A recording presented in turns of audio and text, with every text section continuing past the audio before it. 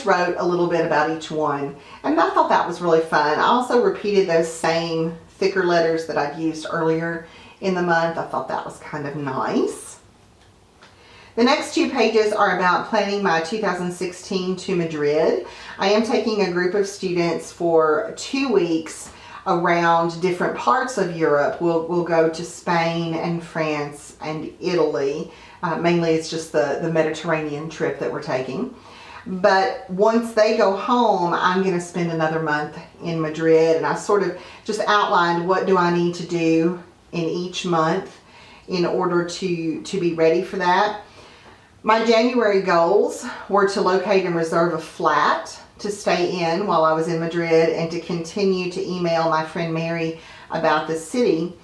She and her husband actually have a piece of property there and will probably be in Madrid while I'm visiting. I have to say, I don't have a flat reserved. People are reluctant to go ahead and take a reservation this far in advance. I don't know if that's a cultural thing or what, but I have 3 or 4 good solid leads, and I'm hoping within the next month or so that I will have that finalized. And then of course I have different goals for each month kind of going forward. I thought this was a really fun page. I decided to do a quotes page, and I did this little thought bubble so that it looks like it's the giraffe saying quote. I thought that was kind of funny. Anyway, I quote some conversations that I had with friends. I quote a TV series I watched. I quote something that the fellow's little boy had to say.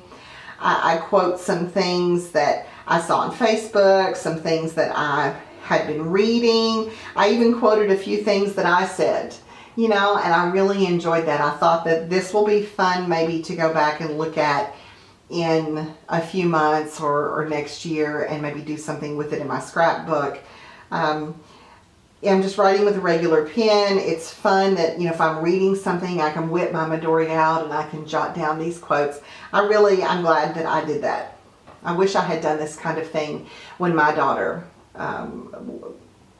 was growing up, but I guess I didn't have the forethought to do that.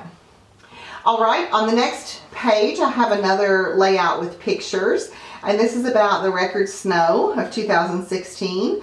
I live in Kentucky, if you can't tell by the accent, and we do not get much snow as a general rule, but over the course of about 3 days, I guess, we had a record-breaking snow. It was the 3rd greatest amount of snow in one day since they began keeping records in my town.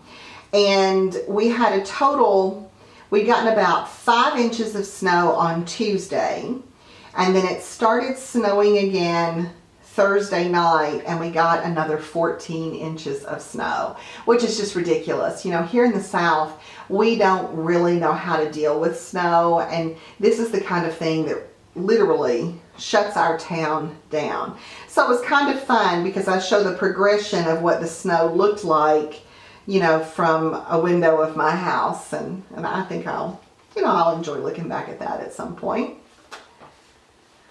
Over on the left of the next page, I wrote some truths about my job as a teacher. There are a lot of things that I really, really love about my job, and then there are some things that I really, really hate. I can tell you that the students are the things that I most love, and administration and red tape and publicity and State Department stuff and federal, teacher things, those are the things that make my job really frustrating. So I have to really focus on my relationship with my students, or I couldn't stay in it. This is my 22nd year, and so I feel like I have a pretty good perspective about what's going on in teaching. But it was just kind of nice to get some of those things out. The first one says, sometimes the monotony of my job is bone crushing. And I think most people feel that way about their jobs at different occasions. And then I say, but after 22 years, I still mostly love my interactions with students. Here it's January and I'm already really tired. When is spring break? Just trying to keep it real here, talking about that. Over on this page, this one is about choosing a summer rental in Europe. what I've learned, you know, my must-haves, my would like to haves, and my possible options. I have to have a real bed, air conditioning, and a private bathroom. I have to have a safe neighborhood and wireless internet. I have to be close to public transportation. I'd like to have an elevator if it's more than 1 or 2 floors. I'd like to have a terrace or a balcony. I'd like to have a television. I'd like for it to meet my budget, and I'd like for it to be the city center. And then I mentioned that, you know, I can use Airbnb. I might be able to rent a flat from my friend Mary's relative, or it's possible that I'll have a community lead either from the Scrap Cows or from TripAdvisor, or, you know, my Facebook community, that sort of thing.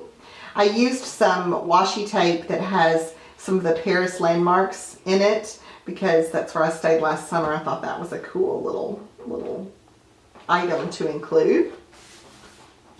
Here's my attempt at art journaling. I tried to draw a girl, and I used watercolor pencils and, you know, just sort of experimented a little bit, and I talk a little bit about mixed media and how I'm exploring that. And that took a lot of courage for me to share that in my Midori and to share it with you here, but I'm glad that I did. You know, I'm trying, I'm learning, I'm stretching, all those things. And here, my last page in this month is about an online personality test. I absolutely love those things. And so I took the Myers-Briggs personality test again in January, and I actually got a different answer. I used to be an INFP, and now I'm an INTP. And so I'm wondering if that means that I'm changing, or, you know, if that means that I'm just sort of on the fence between those two areas. I don't know. But I talked a little bit about what that means, and then I included a silly little selfie where I'm being kind of dramatic. And, you know, just some kind of inspirational quotes here. And then I have this little shaped paper clip. And the reason is, I'm just going to kind of flip through these a little bit.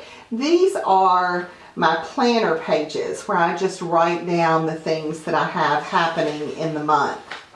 Now, I did end up with 2 pages that are blank here at the end, and I thought about like making something super quick today to put there so that you guys wouldn't see it, and then I was like, that's insane. There's no reason that I should add something to it because there's a blank page. And I think that that's an important point to make. I can go back and I can use this page if I need it, or I can leave it blank. There are no, you know, Midori police waiting for me around the corner saying you didn't fill in a page, how dare you, we're so disappointed, you can no longer be in our club. And, you know, I'm okay leaving this like this. It's possible when I get my pictures printed for January that I might decide there are some that I don't want to scrapbook after all, and I could, you know, put those in here. I think that's a possibility. Or it could just stay blank. It's okay. And you might have noticed that yeah, I'm not very smart sometimes. I stamped my month and my days and stuff, and I had a page that stuck together so they don't go in order, but you know what? That's okay too. I'm not going to beat myself up about it.